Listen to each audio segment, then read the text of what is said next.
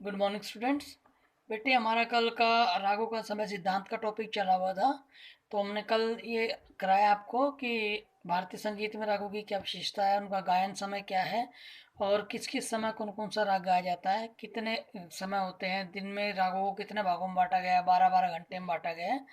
तो उम्मीद करता हूँ आपने अपने नोटबुक में कर लिया होगा और आपको समझ में भी आ गया होगा। तो इसी क्वेश्चन को हम आगे बढ़ाते हुए आगे करेंगे। आज हम हिंदुस्तानी संगीत में रागों का समय निर्धारित करने के लिए मुख्य 3 नियम जो बताए गए उनको करेंगे। पूर्वांग तथा उत्तरांग राग नियम, संधि प्रकाश के या उसके बाद गाए जाने वाले रागों के नियम, अर्धव दशक या मध्यम स्वर। जैसे मैंने कल भी आपको बताया था इनके बारे में कि पूर्वांग उत्तरांग क्या होता है। पहले हमें डेफिनेशन में पढ़ा है पूर्वांग उत्तरांग। जो सारे का मापा पहले गाते हैं वो पूर्वांग आ जाता है, मापा धानी सा उत्तरांग में हो जाता है। संधि प्रकाश राग होते हैं जो एक राग के दो रागों के बीच में तीसरा राग जुड़ जाए उसको संधि प्रकाश राग कहते हैं। जैसे मान लो भोर का समय होता है कि रात ढल रही है और सुबह हो रही है, वो संधि, रात दिन की बेला की संधि होती है, संधि कहते हैं।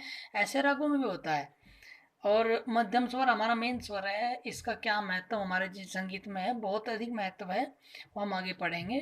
तो पहले हम इनको लिखेंगे। नंबर 1 पूर्वांग तथा उत्तरांग राग नियम, नंबर 2 संधि प्रकाश राग तथा उसके बाद गाए जाने वाले रागों के नियम, और अर्धदशक या मध्यम स्वर। अब नंबर 1 पर डालेंगे हम पूर्वांग तथा उत्तरांग राग नियम, अंडरलाइन। इस नियम के अनुसार सप्तक के दो भागों में बांटा गया है। मतलब सप्तक को दो भागों में बांटा गया है। जैसे मैंने आपको अभी बताया था, सारे गा मा पा और पा धा नी सा, मा पा धा नी सा। आगे क्या कहते हैं वो सब। हाँ, इस नियम के अनुसार सप्तक को दो भागों में बांटा गया है, सारे गा मा पा तथा प्रथम भाग और मा पा धा नी सा दूसरा भाग।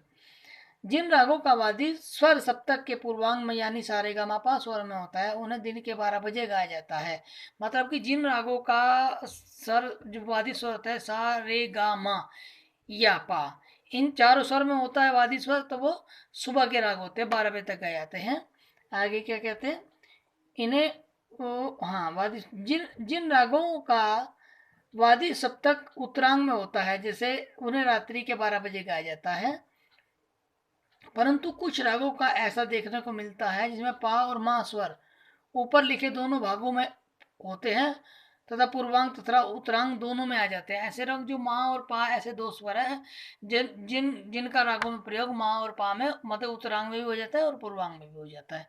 तो आपका बेटे ये पूर्वांग उत्तरांग का नियम था। आगे लिखेंगे हम संधि प्रकाश तथा उसके बाद गाए जाने वाले रागों के नियम, अंडरलाइन करेंगे। हिंदुस्तानी संगीत में रागों का समय निर्धारित करने के लिए संधि प्रकाश तथा उनके बाद गाए जाने वाले रागों के नियम है। उनको भी 3 भागों में बांटा गया है, रागों के नियम को भी। तो पहला नियम है रे धा कोमल स्वर वाले राग, दूसरा नियम है रे धा शुद्ध वाले राग, और तीसरा गानी कोमल वाले राग। तो पहला नियम हम करेंगे रे धा कोमल स्वर वाले राग। जो राग दिन और रात की संधि बेला में गाए बजाए जाते हैं उन्हें संधि प्रकाश राग कहकर पुकारा जाता है। मतलब कि जो जो दिन और रात के संधि प्रकाश के समय गाए जाते हैं उनको संधि प्रकाश राग कहा जाता है। संधि प्रकाश राग का समय सुबह और शाम 4 से 7 बजे तक होता है। इन रागों की यह विशेषता है कि इन रागों में रे और धा कोमल लगते हैं। जैसे राग भैरव, रामकली, कलिंगड़ा, विभास आदि संधि प्रकाश राग हैं तथा पूर्वी मारवा, श्री आदि ये शाम की संधि बेला में गाए जाते हैं। समय इनका यही रहेगा 4 से 7। नंबर 2 आता है आपका रे धा शुद्ध वाले राग। इन रागों को गाने बजाने वाला समय संधि प्रकाश रागों के बाद आता है। जो संधि प्रकाश राग आते हैं उनके बाद में आता है रेदा शुद्ध वाले रागों का समय आ जाता है, क्योंकि संधि प्रकाश बेला दिन में 2 बार आती है और इनके गाने का समय भी दिन में 2 बार आता है। कल्याण, बिलावल, खमाज, थाट के राग इसके अंतर्गत आते हैं। मतलब कि कल्याण का थाट का राग, बिलावल थाट का राग और खमाज थाट का राग इनके अंतर्गत आता है। प्रातः काल संधि 7 बजे से 10 बजे तक मानी जाती है। शुद्ध रे था वाले राग गाए गाए बजाए जाते हैं इस बेला में। इस वर्ग में गा का शुद्ध होना आवश्यक है। प्रातः 7 से 10 बजे तक गाने वाले रागों में मध्यम की प्रबलता रहती है, मतलब कि मध्यम अधिक प्रयोग होता है, जैसे बिलावल, देशकार, तोड़ी इत्यादि। शाम के 7 बजे से 10 बजे तक गाए जाने वाले रागों में तीव्र मध्यम की प्रबलता रहती है, मतलब कि मध्यम इनमें मेन है। शुद्ध मध्यम मध्यम आएगा वो सुबह की बेला में गाए जाएंगे, तीव्र मध्यम आ जाएगा तो राग रात के राग बन जाएंगे, जैसे यमन, शुद्ध, कल्याण और भोपाली आदि। अब आता है गानी कोमल वाले राग।